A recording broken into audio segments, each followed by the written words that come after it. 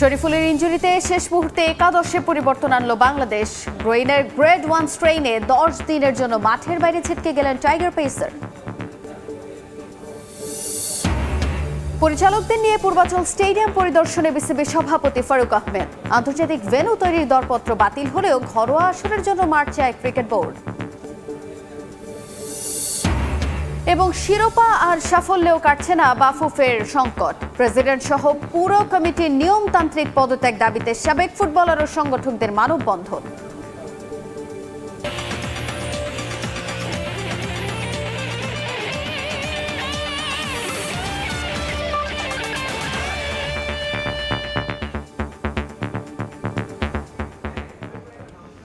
বিশ্বের নানা প্রান্তের খেলাধুলার খবর নিয়ে আমাদের নিয়মিত আয়োজন খেলার সময়, আর এই আয়োজনে আপনাদের সঙ্গে আছি আমি তাজিন খন্দকার।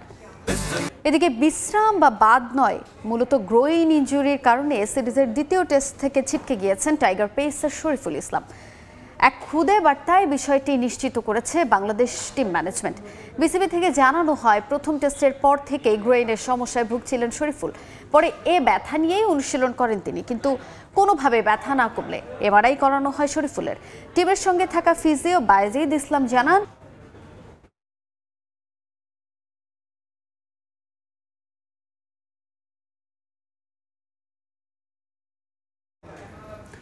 পূর্বাচলে আগের পরিকল্পনা মতো নিজস্ব অর্থায়নে স্টেডিয়াম নির্মাণ কাজে হাত দিতে চায় না ক্রিকেট বোর্ড।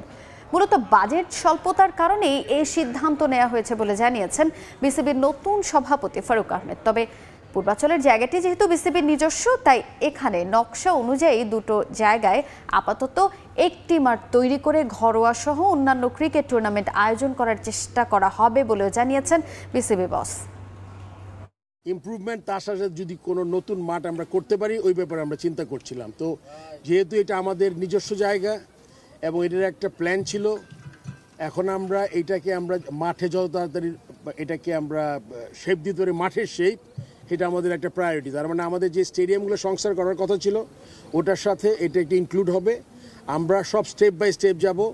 আমরা দুইটা মাঠের এখানে প্রভিশন আছে, আপনি জানেন বড় একটা স্টেডিয়াম হওয়ার কথা ছিল। এই মুহূর্তে হয়তো এত বড় বাজেট আমরা এফোর্ড করতে পারবো না। একটা মাঠ দিয়ে শুরু করব, তারপরে সে মাঠটা চেষ্টা করব। এটা হলো প্রধান কাজ। এখন তো আমাদের খেলা, অনেক ধরনের খেলা, আপনি জানেন যে এজ গ্রুপ থেকে শুরু করে মহিলা ক্রিকেট ডিভিশন শুরু হচ্ছে। সো অনেক খেলা আছে, আমাদের মাঠ দরকার। এই মাঠের জন্য আমরা চিন্তা করছি। এই মুহূর্তে পূর্বাচল স্টেডিয়াম এলাকায় আছেন রিপোর্টার মাহবুব রিমন। সবশেষ খবর জানতে সরাসরি যুক্ত হচ্ছে তার সঙ্গে।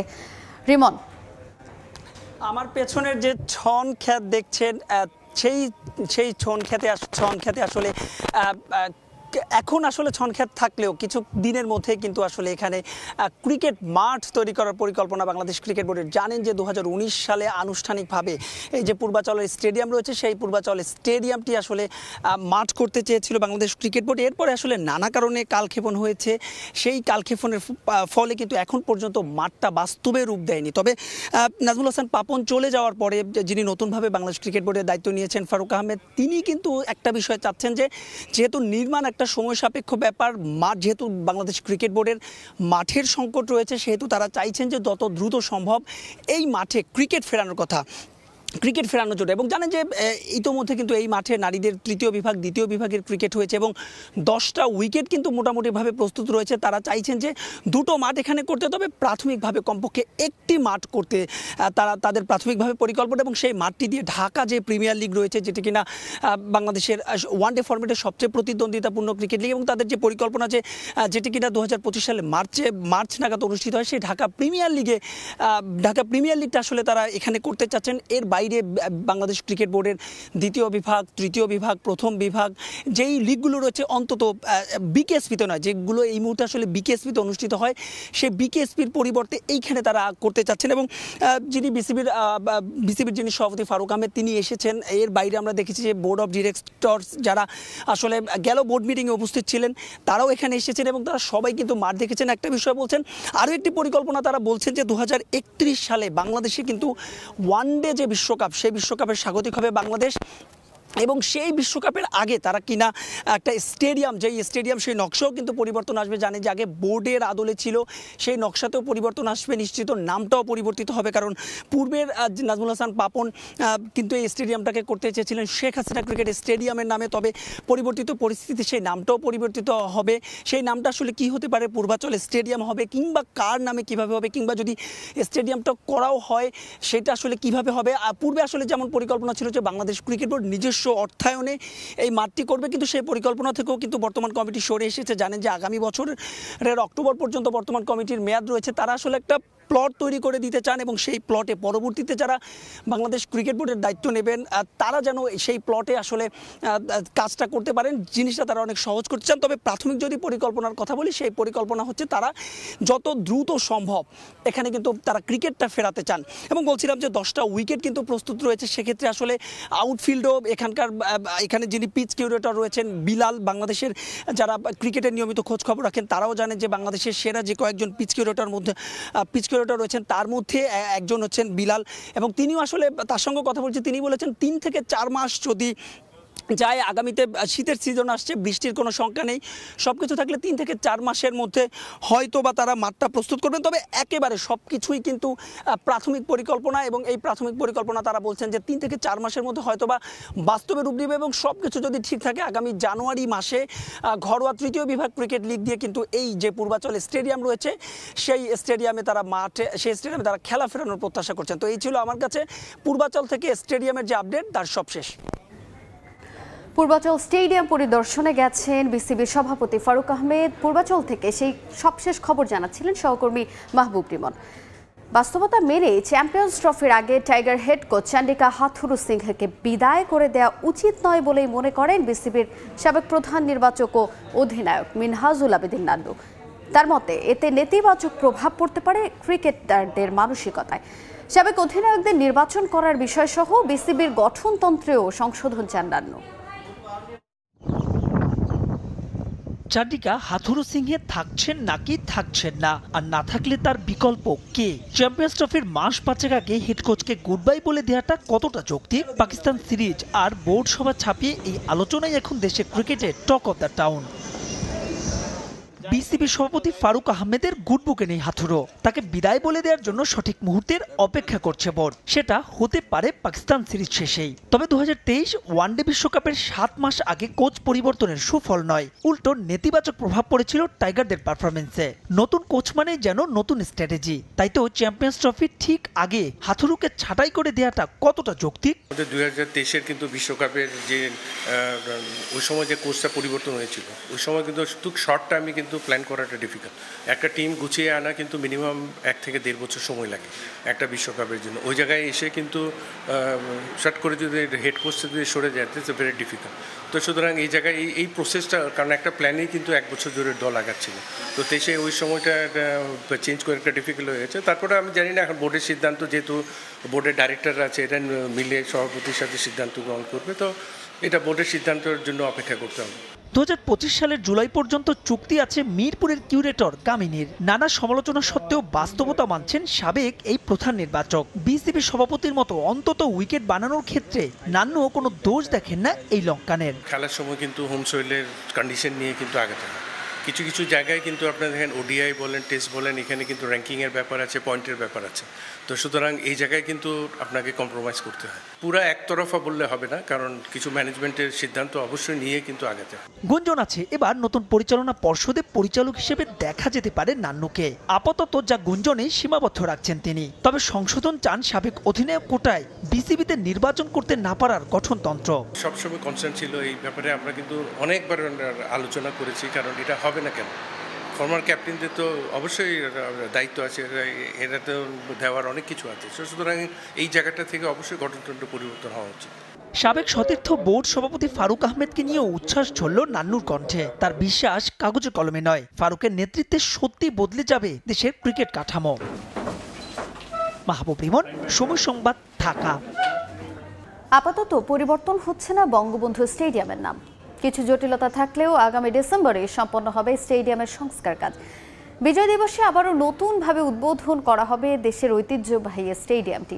এছাড়া অধিকাংশ আওয়ামীপন্থী ঠিকাদার প্রতিষ্ঠানের কর্ণধাররা আত্মগোপনে থাকলেও দ্রুতই এ সমস্যার সমাধান করে কাজ শুরু করা হবে বলে জানান জাতীয় ক্রীড়া পরিষদের প্রকল্প পরিচালক মাহবুব মোর্শেদ সোহেল।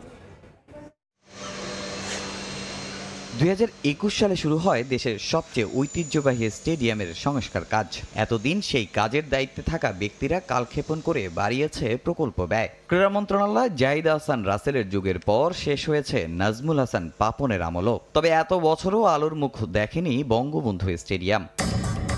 2021 সাল থেকে শুরু হওয়া ঐতিহ্যবাহী স্টেডিয়ামের সংস্কারের কাজ দফায় দফায় বেড়ে যার বরাদ্দ গিয়ে দাঁড়ায় 150 কোটিতে। বিভিন্ন ডিপার্টমেন্টে বরাদ্দ হয়েছে একাধিকবার।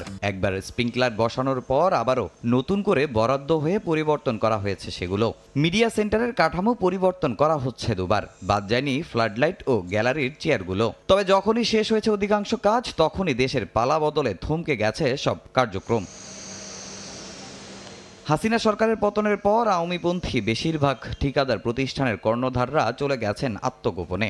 জব্দ করা হয়েছে জায়ান্ট স্ক্রিন, ডিজিটাল বোর্ড সহ সকল ইলেকট্রনিক্স কাগজের দরপত্র পাওয়া সাবেক ছাত্রলীগ সভাপতি লিয়াকত শিকদার ও তার স্ত্রীর নামের প্রতিষ্ঠান কম্পিউটার ওয়ার্ল্ড বিডি প্রতিষ্ঠানের ব্যাংক অ্যাকাউন্ট। এ সকল কাজের জন্য তারা বরাদ্দ পেয়েছিলেন 13,67,00,000 টাকা। এছাড়া গ্যালারির চেয়ারের 7,68,00,000 টাকার প্রকল্পের দায়িত্ব পেয়েছিলেন সাবেক বিদ্যুৎ, জ্বালানি ও খনিজ প্রতিমন্ত্রী হামিদ গ্রুপের ডেলকো বিজনেস অ্যাসোসিয়েট, যার তদারকির দায়িত্বে ছিলেন তার ভাই ইন্তেখাবুল হামিদ অপু। শুটিং ফেডারেশনের মহাসচিব প্যারিস অলিম্পিকের শেফ দ্য মিশন হয়ে গিয়ে আর দেশেই ফেরেননি, যদিও আনা হয়েছে প্রায় 5,000 চেয়ার। সবশেষ 4 আগস্ট পর্যন্ত বসানো হয়েছিল 450টি চেয়ার। 16 জুলাই থেকে কাজ শুরু করছি, মাত্র আমরা 10 থেকে 12 দিন কাজ করছি। কাজ হয়েছে আপনার 4 আগস্ট, 5 তারিখ থেকে আর কি আমাদের কাজ বন্ধ রাখি আর কি। তবে যত যাই হোক, নির্ধারিত সময়ের মধ্যে স্টেডিয়ামের কাজ সম্পন্ন করার কথা জানিয়েছেন জাতীয় ক্রীড়া পরিষদের নতুন দায়িত্ব পাওয়া প্রকল্প পরিচালক মাহবুব মোর্শেদ সোহেল, যদিও আসেননি ক্যামেরার সামনে। সময় সংবাদকে বলেছেন আগামী 16 ডিসেম্বরে উদ্বোধন করা হবে স্টেডিয়ামটি, আর নাম পরিবর্তনের ব্যাপারে সিদ্ধান্ত নেবেন বর্তমান ক্রীড়া উপদেষ্টা। তামিম হোসেন, সময় সংবাদ, ঢাকা। আবারও স্বাগত খেলার সময়ে। বাংলাদেশ সিরিজের আগে ভারতকে সতর্ক করলেন সুরেশ রায়না। সাবেক এই ভারতীয় ক্রিকেটারের মতে টাইগারদের বৈচিত্র্যময় বোলিং আক্রমণ ঘরের মাঠেই ভোগাতে পারে রোহিত শর্মাদের। ভারতীয় গণমাধ্যমে দেয়া এক সাক্ষাৎকারে এমনটা জানিয়েছেন রায়না। বাংলাদেশ সিরিজ দিয়ে বোর্ডের গাভাস্কার ট্রফির উপযুক্ত প্রস্তুতি নেওয়া সম্ভব বলে মনে করেন তিনি। ফেভারিটের তকমা থাকবে ভারতের গায়ে। ভারতের মাটিতে খেলা টাইগারদের 3 টেস্টের ফলাফলও সাফাই গাইবে রোহিত শর্মাদের। তবে এমন সব হিসেব নিকেশ মাথায় রেখেই বাংলাদেশকে নিয়ে সতর্কবার্তা সুরেশ রায়নার কণ্ঠে। 2 টেস্ট সিরিজের প্রথমটা অনুষ্ঠিত হবে চেন্নাইয়ের চেপাকে। স্বভাবতই স্পিন ফ্রেন্ডলি উইকেটে স্পিনাররাই নির্ধারণ করেন ম্যাচের ভাগ্য। 2021 সালে এই মাঠে অনুষ্ঠিত হওয়া ভারত ইংল্যান্ড সিরিজের পরিসংখ্যান টানলে বিষয়টা আরও স্পষ্ট হবে।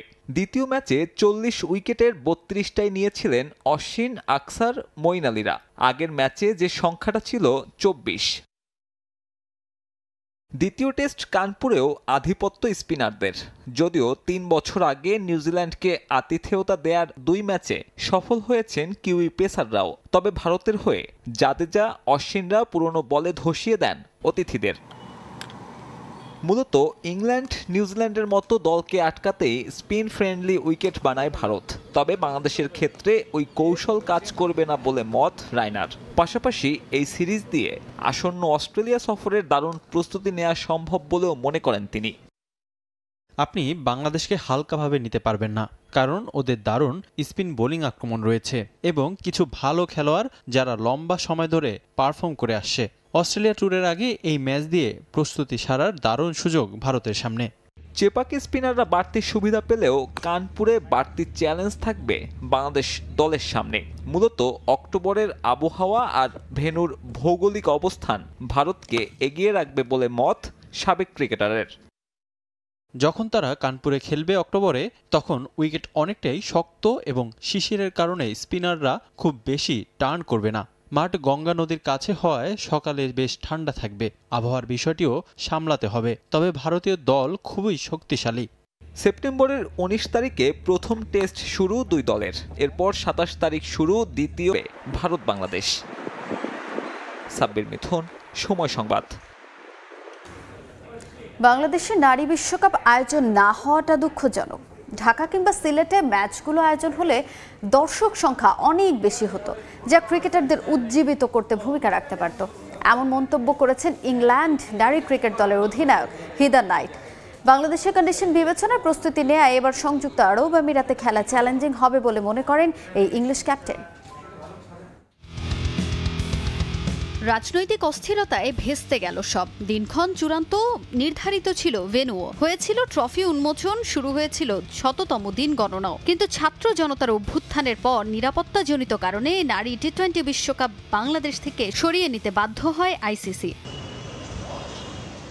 ঢাকা কিংবা সিলেট নয়, নারী টি-20 বিশ্বকাপ অনুষ্ঠিত হবে সংযুক্ত আরব আমিরাতে। অস্ট্রেলিয়া, ইংল্যান্ড সহ অংশগ্রহণকারী বেশ কয়েকটি দেশের নাগরিকদের বাংলাদেশ ভ্রমণে নিষেধাজ্ঞা দিয়েছে দেশগুলোর সরকার, যে কারণে আক্ষেপ ঝরেছে টাইগ্রেস ক্রিকেটারদের কণ্ঠে।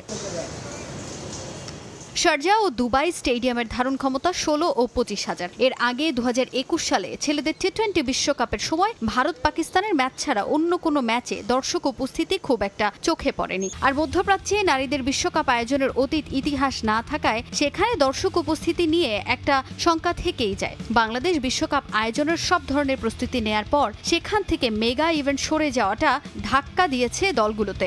বাংলাদেশে বিশ্বকাপ আয়োজন না হওয়াকে দুঃখজনক বলে মানছেন ইংল্যান্ডের অধিনায়ক হিদার নাইট। ভিন্ন কিছুই হতে যাচ্ছে। বাংলাদেশি বিশ্বকাপ হলে অবশ্যই অনেক বেশি দর্শক হতো। 2014 সালে সেখানে খেলে দেখেছি, আমাদের ম্যাচে অনেক দর্শক দেখেছি, বিশেষ করে সিলেটে। আমরা এটি নিয়ে কথা বলবো, তবে এটা বিশ্বকাপ, এ নিয়ে উজ্জীবিত হতে খুব বেশি কিছু দরকার নেই। কেউ কেউ দর্শকদের অনেক আওয়াজে রোমাঞ্চিত হয়, ফলে আমাদের সামনে কি আসতে যাচ্ছে সেটি নিয়ে প্রস্তুত হতে হবে। আমার মনে হয় না হুট করে বেশি দর্শক আসবে, তবে এ নিয়ে কিছু করার নেই। অবশ্যই নিরাপত্তা সবচেয়ে গুরুত্বপূর্ণ।